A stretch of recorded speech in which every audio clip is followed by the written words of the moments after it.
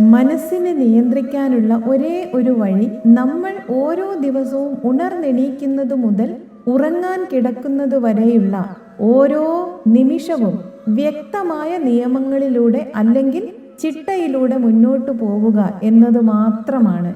അത് തീർച്ചയായും മനസ്സിന് ഇഷ്ടപ്പെടുന്നതായിരിക്കില്ല. വ്യക്തമായ ഒരു ലക്ഷ്യം മുന്നിൽ കണ്ട് അത് നേടിയെടുക്കാൻ നമ്മൾ എങ്ങനെയൊക്കെ എത്ര വേഗത്തിൽ ഏത് രീതിയിൽ പ്രവർത്തിച്ചാൽ സാധിക്കും എന്നതിനെ പറ്റി ചിന്തിക്കുക.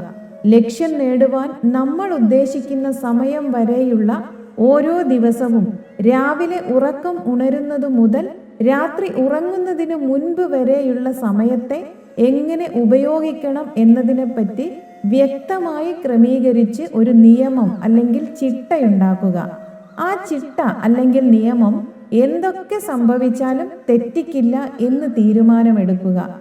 തീരുമാനിച്ചതിന് ശേഷം ഈ നിയമങ്ങളെപ്പറ്റി ചിന്തിക്കാതെ ആലോചിച്ച് ദുഃഖിക്കാൻ മനസ്സിന് ഒരു അവസരം കൊടുക്കാതെ നിയമങ്ങൾ കർശനമായി തന്നെ പാലിക്കുക.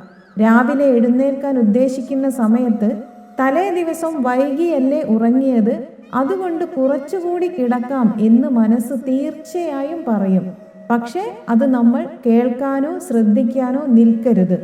തീരുമാനിച്ച സമയത്ത് തന്നെ വേറൊന്നും ചിന്തിക്കാതെ എഴുന്നേൽക്കുക. നമ്മുടെ നിയമപ്രകാരമുള്ള ഓരോന്നും ചെയ്തു തുടങ്ങുക.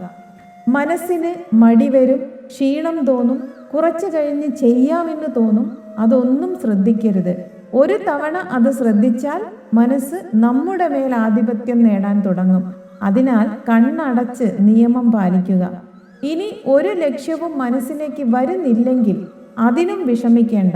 നമ്മുടെ ദിനചര്യകൾക്ക് വേണ്ടി ഒരു നിയമം ഉണ്ടാക്കുക. അത് ചെയ്യാൻ മോട്ടിവേഷൻ വേണമെന്ന് ചിന്തിക്കരുത്.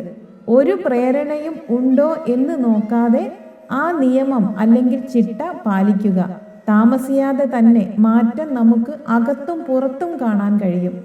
വിജയിച്ചു എന്ന് തോന്നിയാൽ പോലും ചിട്ട തെറ്റിക്കാതെ ഇരിക്കുക. കാരണം എപ്പോൾ ചിട്ടയിൽ മാറ്റം ഉണ്ടാവുന്നുവോ അപ്പോൾ മനസ്സുണരുകയും നമ്മുടെ മേൽ ആധിപത്യം സ്ഥാപിക്കുകയും ചെയ്യും.